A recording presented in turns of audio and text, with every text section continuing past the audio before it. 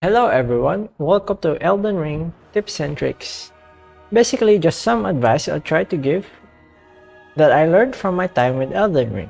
So let's begin. You can sprint by holding your roll button. You can dodge instead of rolling by only tapping your roll button. If you are lost and don't know where to go, there are glowing lines on the map that shows you the next site of grace. Make sure to explore the map first before pushing through the main story.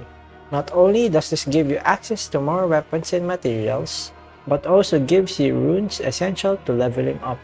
Don't spam your rolls, as this will just make you more vulnerable to hits. Many enemies have slight delays in their attacks that will make you dodge early. Try to observe their attacks closely so you can better understand their timing and dodge better. Make sure to get the Spirit Calling Bell from Rena. This is accessible after getting your Spectral Steed Whistle from Melina and going to the Church of LA at nighttime. This item is essential, especially if you want to have an easier time playing Elden Ring. This item lets you summon a spirit, which are companions which help you in your fights. You can only use the Spirit Calling Bell when there is an icon of a gravestone on the left side of your screen. You can backstab most common enemies if you sneak up to their back and press your attack button. Pick up every glowing thing you see. You don't know what you'll need, might as well get everything you can. Most bosses have resistances and weaknesses, so use this knowledge to your advantage when fighting them, as this can make your fight either easier or harder. Two-handing a weapon can give a small increase in strength and damage, which is useful for weapons just outside of your strength stat. Maps that fill out your map can be found on obelisk-like icons placed on your map and are usually along main roads. Stats have a soft cap that decreases the increase in the stat after a certain level. It is around level 50 to 60. It is important to balance your stats, prioritizing your health and balancing it with the main stat of your weapon. Watch out for your equipment weight. Having a heavy weight will make your rolls slower, which makes fighting harder.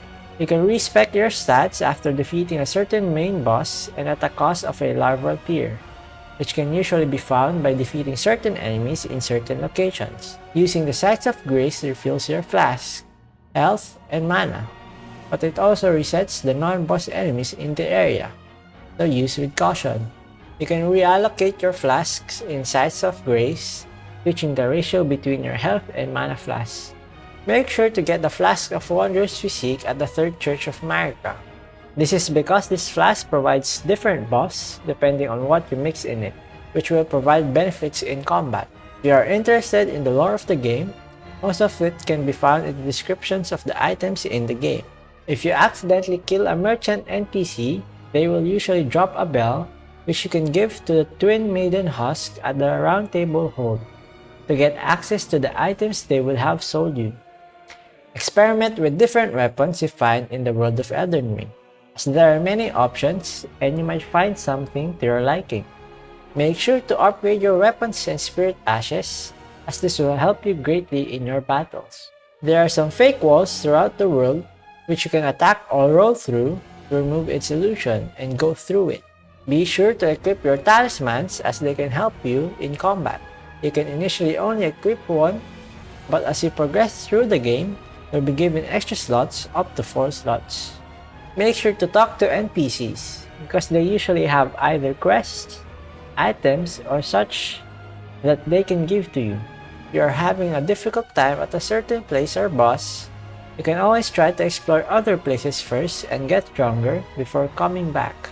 Don't think too much about your class, as this doesn't really do much and only affects the first few moments of your game, but I'd recommend the Samurai because of the bleed potential. For your keepsake, the best option will probably be the Golden Seed, which you can use on a Site of Grace to unlock an extra sacred flask. The most important tip to remember is to keep calm and enjoy the game, as there can be times that can get to your head, but try not to think about it too much and just learn from your mistakes. And when you're not at the right state of mind, put off the game and take a break, so you can come back better. If you have any other advice you can give, feel free to mention them in the comments to help out our fellow Tarnished. Well, I guess that's it for now. See you again next time. Goodbye.